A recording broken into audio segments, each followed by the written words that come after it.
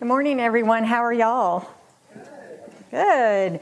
Well, welcome to the first Aspire to Hire event where I'm happy to present on resumes. And then Sally, of course, will kick it off with her interview and before you go in for your mock interview. So this morning, I just want to talk a little bit about resumes and get your opinions on how long do you think recruiters spend or hiring managers spend on looking over a resume? Anyone have a guess?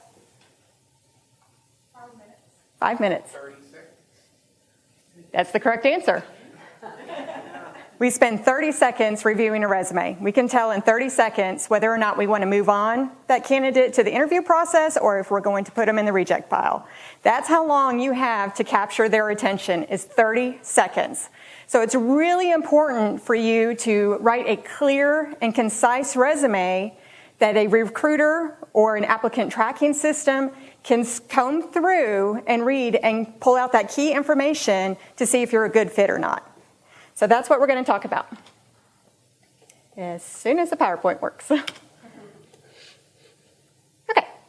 so we're just going to talk a little bit about how to make your resume stand out, what to include in your resume, and of course what not to include in your resume. That is just as important as what you include. So how to make your resume stand out? First of all, there is not a need to have one generic resume that you create for yourself. You want to build your resume based on the job you're applying for. So you want to make sure to read that job description that is posted with that position thoroughly. Pull out key information that might be throughout that job description. Focus on those bullet points that they put, and then build your resume accordingly. If you are wanting to apply for multiple jobs, feel free to have 3 or 4 versions of your resume with, of course, the key information, but also you can tweak that resume on how your skills apply to that job based on the job description.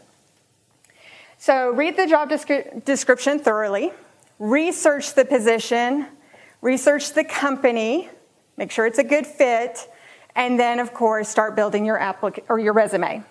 So you also want to include a cover letter. A lot of companies will ask for a cover letter. We do this for 2 reasons. Why you're interested in this position, as well as we want to see your writing skills. A lot of people use examples of resumes, go through companies, have people write their resumes for them, and it's a very formal offer of your sale ad of yourself. However, the cover letter is actually a true representation of your writing style. And so can you communicate? Are you able to tell the story in a brief 2-paragraph cover letter? So those things are also very important by facing that. As far as writing an objective, this can be a yes or no. A good time to use an objective when you're writing your resume is when you are changing careers and your work history does not show a good example of the job you're applying for. And so you can kind of state that not only in your cover letter, but your objective if I want to apply for this job, this is my goal. If it is very similar job that you're applying for that is similar to your experience, an objective is no longer needed. Just takes up space on the resume, and we want to keep those resumes between 1-2 pages at the max. And then being concise. Being concise in a resume is key to your success in being considered for a position. Reason being is a lot of companies use applicant tracking systems, and they score those resumes that are submitted based on what information is submitted on that or read through that resume. So what happens is, using those key words, the applicant tracking system is able to score your resume and give you an actual grade for that resume and prepare the hiring manager or the recruiter for those top 10 candidates right off the bat. If you have a very wordy resume, the applicant tracking system cannot read those, and therefore you're going to get a lower score. So it's very important that you're concise with your resume.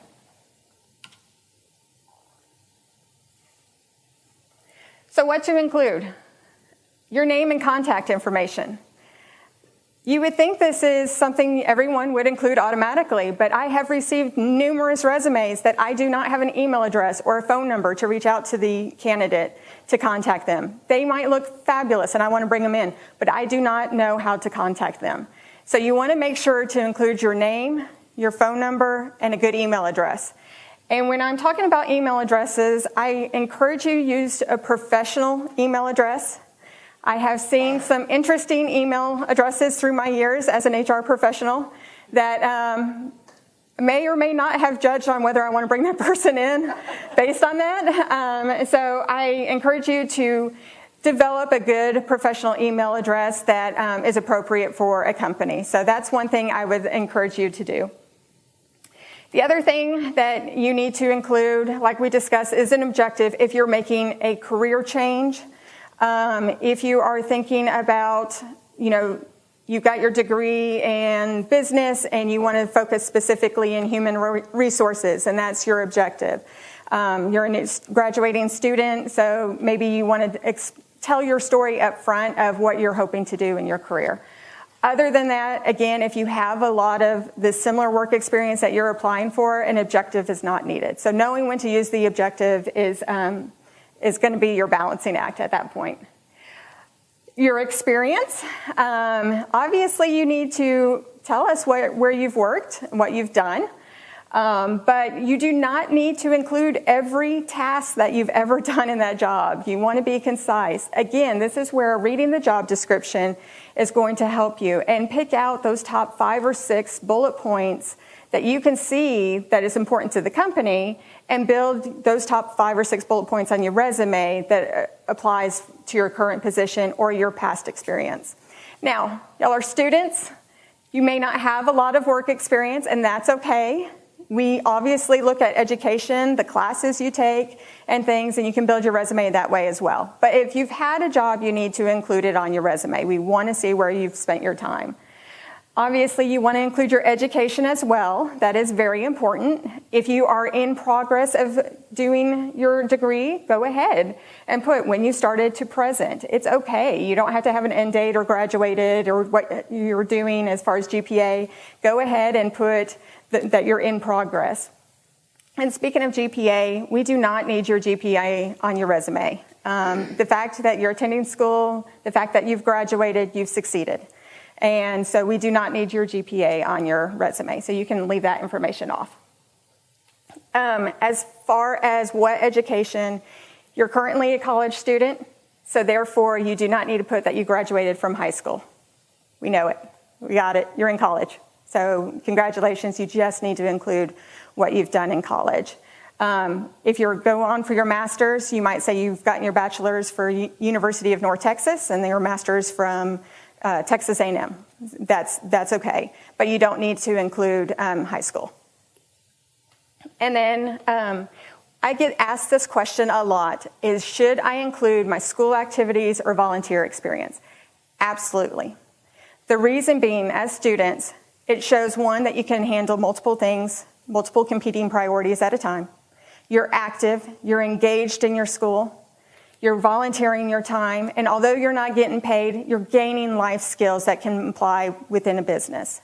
So include your volunteer experience, because that shows that you care about the community, or you have maybe you're a treasurer for your fraternity, something like that. You're holding those key positions, and that comes responsibility. So go ahead and include those things in your resume, because you may not have a lot of work experience, but it does show you have skills that you're applying in everyday situations that we can take and translate into a job.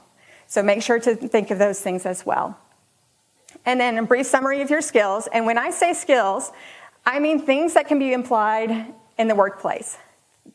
Not, and I've seen this, I had someone who had under their skills, they could quote Breaking Bad on demand.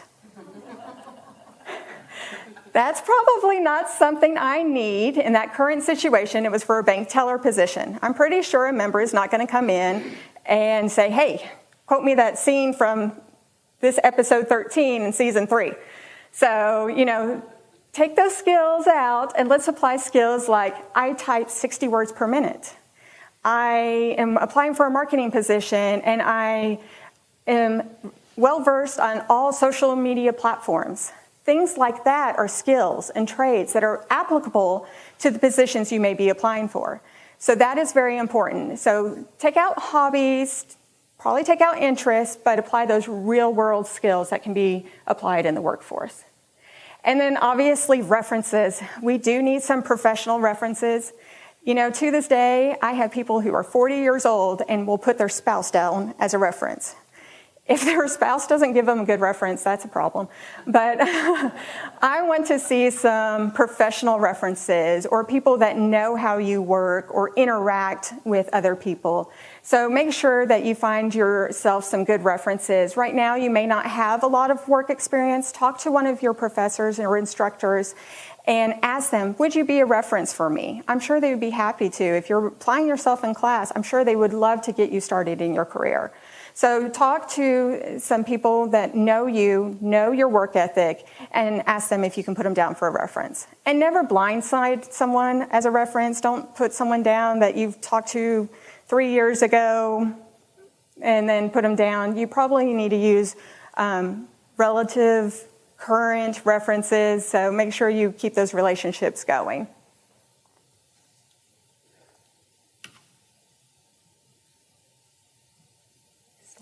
Okay, always use professional font.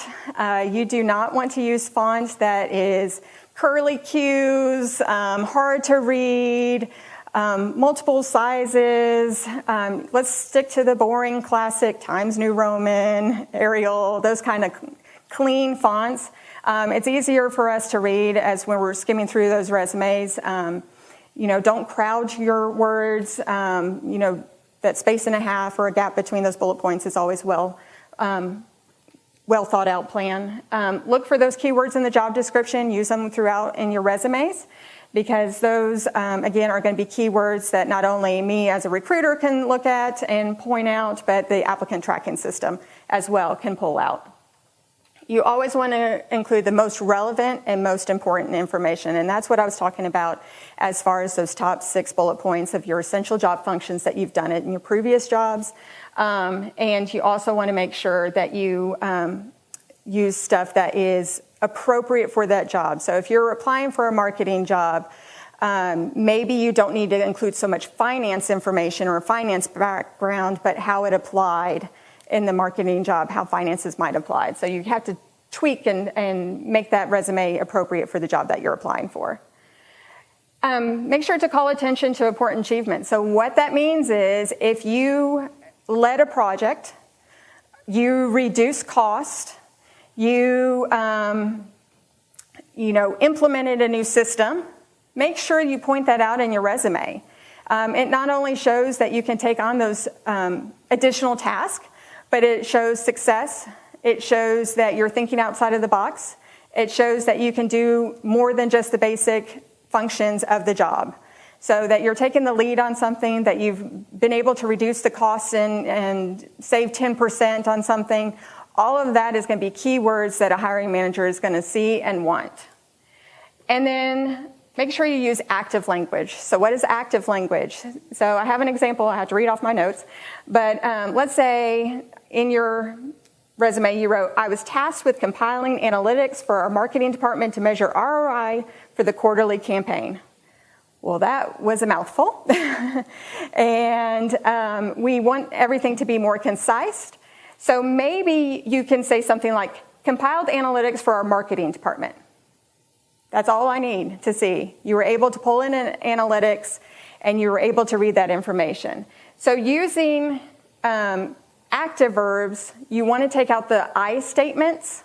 You want to use words like accomplish, collaborate, research, proposed, achieved. There's lots of words you can use. Take out those I statements, put in an action verb, and you really succeeded in making your resume clean and concise.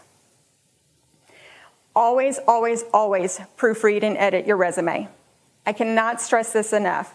When I am reading a resume, once I get to the 3rd grammatical error, I'm pretty much done. If I, in 30 seconds, read 3 grammatical errors, and that includes not capitalizing your own name, not capitalizing your city, not using proper punctuation or grammar. That shows me that you have probably not the best attention to detail. It shows me that you looked rushed. So those are things that you need to be sure that you look over. Have someone else read your resume. Sometimes you can read it 10 times and not catch something. But you give it to someone else, they read it once, and suddenly they're like, hey, did you catch this? You're missing a comma here, or you need to capitalize this word. So things like that. Just have someone else look over and give you feedback. I know the Resource Career Center will be happy to help you look over your resume. So, talk to your advisor, talk to the Career Center, have them look over, and they'll be happy to, kind of help guide you through that. So I have an example of a resume. So this one, as you can see, has the contact information, the education, the skills, everything is to the side. And then you have very clear sections. Here's my experience, here's my education, here's my references down at the bottom. It's very clear, clean and concise. And the contact information is right there where I can see it. So that's an example of a good resume. We'll get to this in a second, but you don't want to have too much busyness going on. It's very distracting.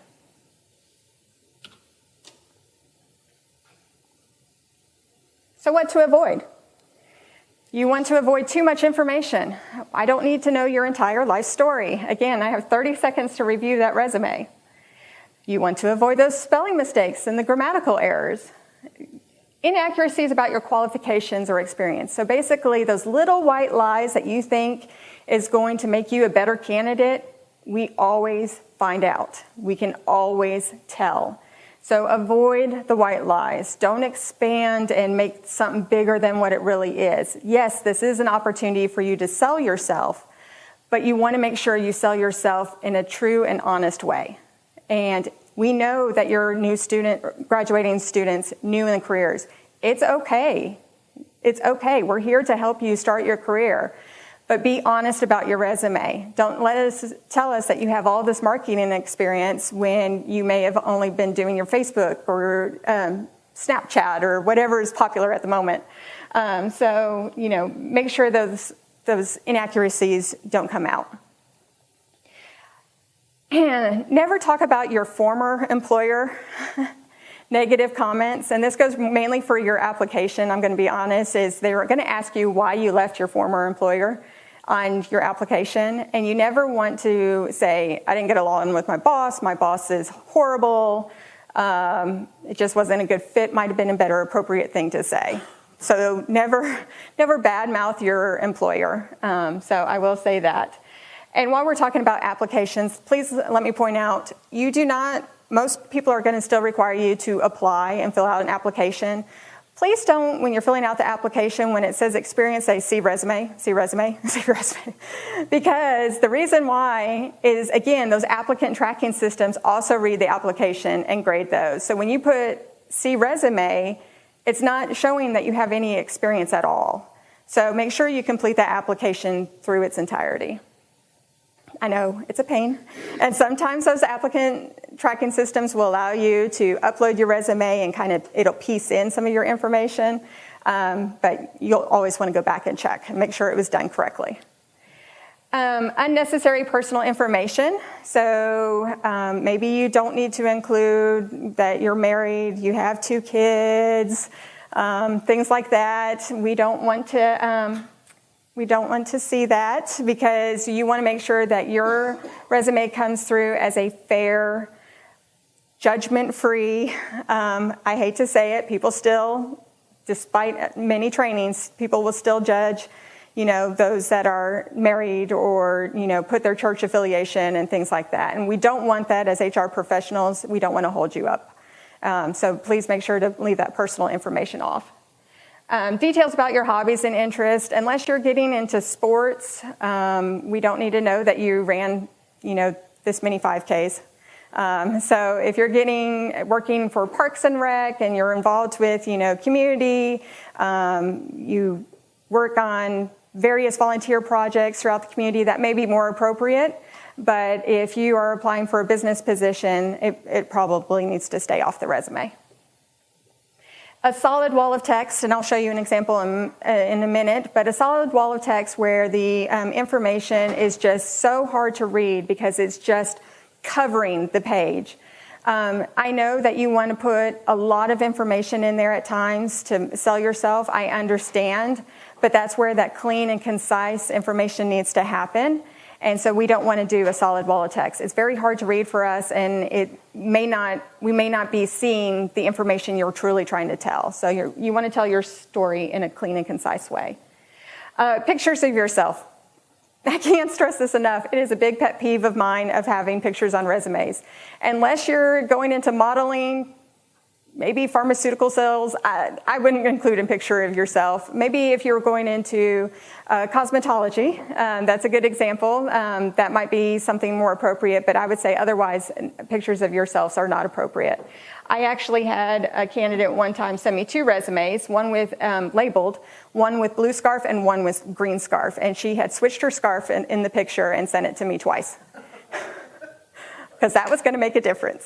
So, I don't need that. So pictures, let's not include it. Again, sad to say, there are hiring managers that still will judge. They see a picture of a young woman and may be like, oh, she's not a good fit for this engineer position. Let's not do it. Let's just take that bias out right up front.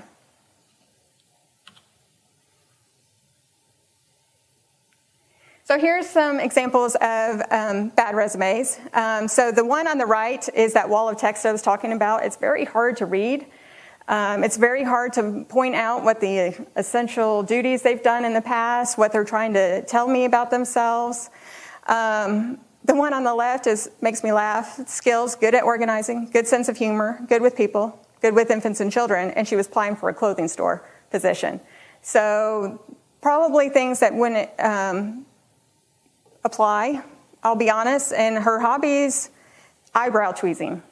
So things you probably don't need to apply or put on your resume for a job. And then this one, if it ever wants to turn. Isn't that fun? Is that real? Okay. It was. So it certainly stands out. But I can't think of a job that would apply to. So my little resume. They're very creative. Aren't they? I can't even say for a graphic design that would be appropriate.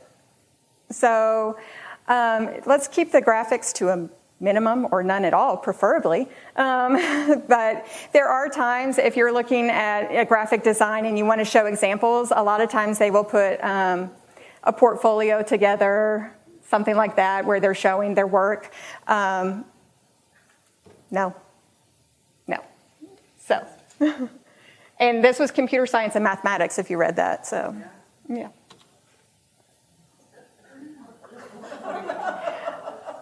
All right.